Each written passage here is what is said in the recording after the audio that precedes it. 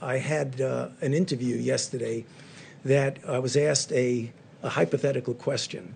And hypothetical questions sometimes can get you into some difficulty because it's what would have or could have. The nature of the hypothetical question was if, in fact, we had mitigated earlier, could lives have been saved?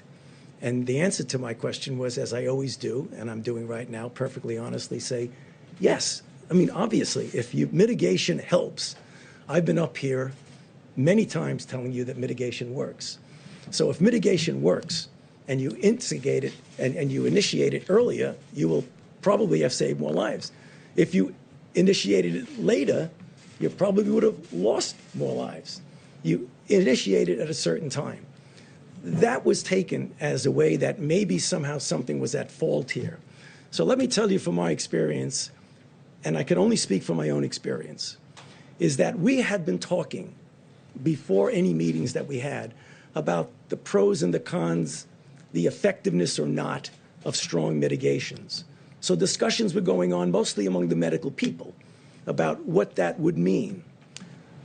The first and only time that Dr. Birx and I went in and formally made a recommendation to the president to actually have a, quote, shutdown in the sense of not really shutdown, but to really have strong mitigation. We discussed it. Obviously, there would be concern by some that, in fact, that might have some negative consequences. Nonetheless, the president listened to the recommendation and went to the mitigation. The next second time that I went with Dr. Birx into the president and said, 15 days are not enough. We need to go 30 days. Obviously, there were people who had a problem with that because of the potential secondary effects. Nonetheless, at that time, the president went with the health recommendations, and we extended it another 30 days. So I can only tell you what I know and what my recommendations were. But clearly, as happens all the time, there were interpretations of that response to a hypothetical question that I just thought it would be very nice for me to clarify because I didn't have the chance to clarify. Thank you. The date on that. Excuse me? The date. You know, to be honest with you, I don't even remember what the date was. But I can just tell you the first and only time that I went in and said we should do mitigation strongly, the response was, yes, we'll do it. And what did he do? Is that the travel restrictions? No, the travel restriction is separate. That was whether or not we wanted to go into a mitigation stage of 15 days of mitigation. The travel was another recommendation when we went in and said we probably should be doing that, and the answer was yes. And then another time was we should do it with Europe, and the answer was yes. And the next time we should do it with the UK, and the answer was yes. In this interview, you said there was pushback.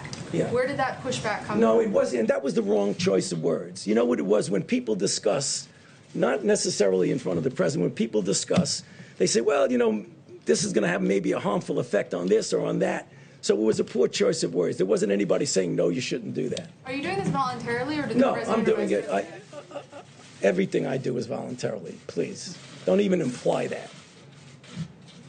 Okay. So, Mr. President, the question By the is... way, the travel ban, that was earlier. The travel ban was done earlier. And if you look at statistics, I happen to write a couple of them down.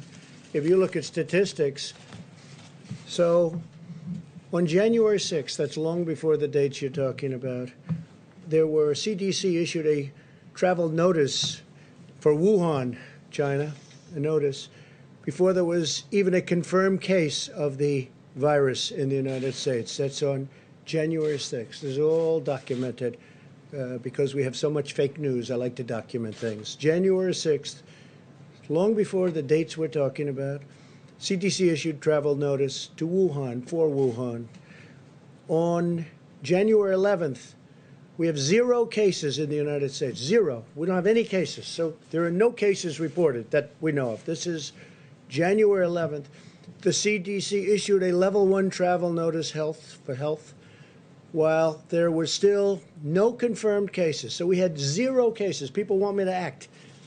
I'm supposed to close down the economy, the greatest economy in the history of the world, and we don't have 1 case confirmed in the United States. That's January 11th. On January 17th, the CDC began implementing public health entry screenings at 3 major U.S. airports that received the greatest volume of passengers from Wuhan at my instructions. There was not a single case of the coronavirus in the United States. So on January 17th, there wasn't a case, and the fake news is saying, oh, he didn't act fast enough. Well, you remember what happened.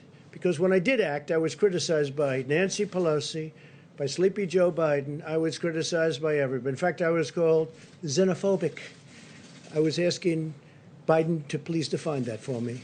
I was called other things by Democrats and some others, not too many others, actually. So that, by the media, definitely. Now, on January 21st, this is long before the time we're talking, because when Tony's talking, I believe he's talking about the end of February. On January 21st, okay, still early, there was one case of the virus. At that time, we called it the Wuhan virus, right? Wuhan. There was one case in the whole United States. We had one case. This is all documented. It all comes from you. A lot of it comes from you people. On January 21st, the CDC activated an emergency operations center. There was just one case, one person. That's why that ad was such a phony. There was one person in the United States. You know, they use the ad, there's only one person. That statement was made at that time. One case in the whole United States, one case. I'm supposed to shut down the government, the biggest economy in the history of the world. Shut it down. We have one case. 7 cases were on January 31st. Now, on January 21st, there was a case. Not one person had died. You heard that, Steve, right? Not one person. So we have this massive country, the United States of America. We have the greatest economy in the world, bigger than China's by a lot, right? Because of what we've done over the last 3.5 years, prior to the virus, but including the virus. So we have the biggest economy, the greatest economy we've ever had, the highest employment numbers, the best employment numbers, best unemployment numbers also, the best of everything. So on January 31st, think of it, not one person has died. Not one. Nobody died. Not one, John. I don't think you'll find any. This is reported by CDC, confirmed by the news, which doesn't mean anything to me because they don't tell the truth. But CDC reported January 31st, not one person has died, and I issued a travel restriction from China. Think of it. So nobody died, and I issued. You can't get earlier than that. So we have nobody died, and I said, China, you can't come in. I'm sorry. Because I saw what was going on. It wasn't so much what I was told. It was that I saw what was going on, and I didn't like it. But I didn't speak to Tony about it, didn't speak to very many people about it. I didn't like it. So what did I do? Ready? January 31st, in the United States, not one person had died because of the Wuhan virus. So I issued travel restrictions on that date, even though nobody died, and I got brutalized over it by the press because I was way too early. I shouldn't have done it. Brutalized by the press. But, you know, sort of I've been brutalized for the last 4 years. I used to do well before I decided to run for politics. But I guess I'm doing okay because, to the best of my knowledge, I'm the President of the United States.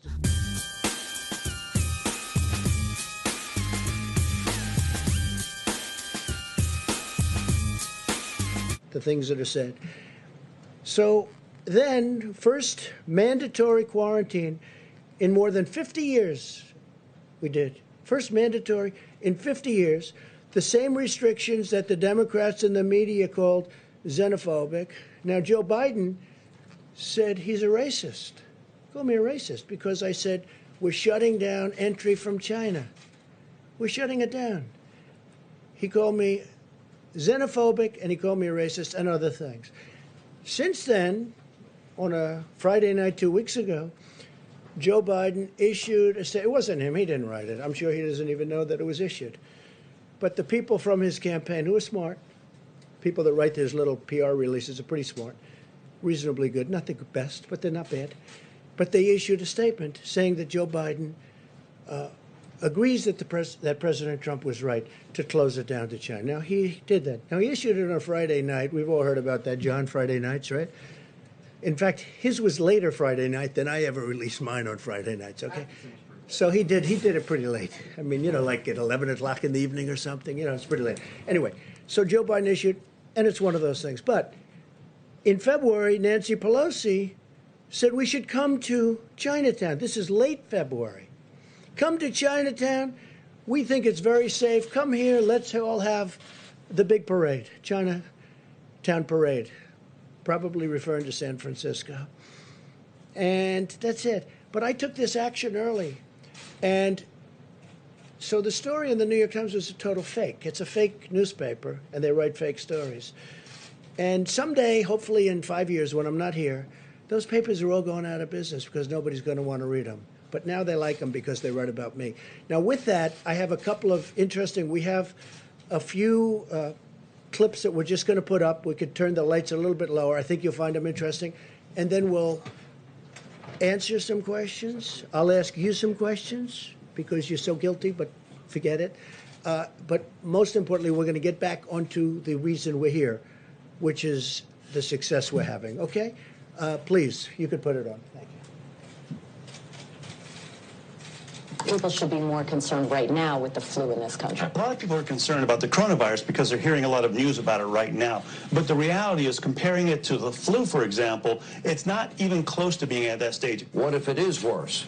Is this a moment where maybe countries put politics aside, a little bit of pride aside, and do we have U.S. officials, should U.S. professionals such as yourself get involved? How worried should Americans be about coronavirus? Coronavirus is not going to cause a major issue in the United States.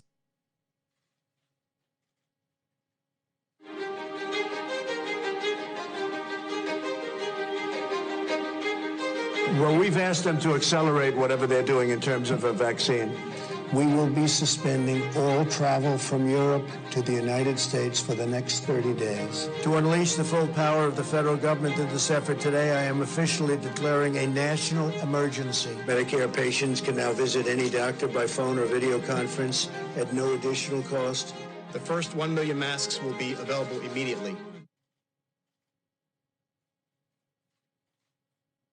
As there were more cases, and it was clear that it was spreading out of China, where it originated, the president took this move that he was widely criticized for by Democrats and even some Republicans at the time, which was he halted a number of flights from China into the U.S. The idea was to halt the spread of the disease, keep transmissions to a minimum. He was accused of xenophobia. He was accused of making a racist move. At the end of the day, it was probably effective because it did actually take a pretty aggressive measure against the spread of the virus.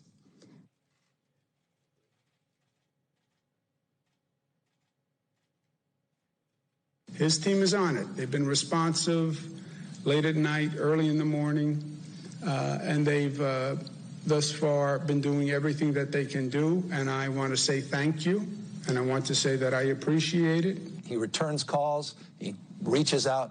He's been proactive. We got that Mercy ship down here in Los Angeles. That was directly because he sent it down here. 2,000 medical units came to the state of California, these FMS, these field medical stations, and that's been very, very helpful. The president has been outstanding through all this. The vice president's been outstanding. Members of the coronavirus task force, very responsive. We had asked if we could have, New Jersey could have access to a piece of the beds that are on the USNS Comfort, and the president came back, called me a few minutes before I walked in here to say indeed they would grant that to New Jersey. So that's a big step for us in addition to all the other capacity. That news is literally hot off the press, and I thank the president and vice president who are on the call together. President Trump approved Arizona's request for a presidential major disaster declaration. I want to thank the president for a quick turnaround. We requested this on a Wednesday, and we had approval by Saturday morning. And we are grateful to the administration for their continued support and responsiveness. Well, first of all, I want to thank the president and the vice president for doing a really good job of communicating with all the governors.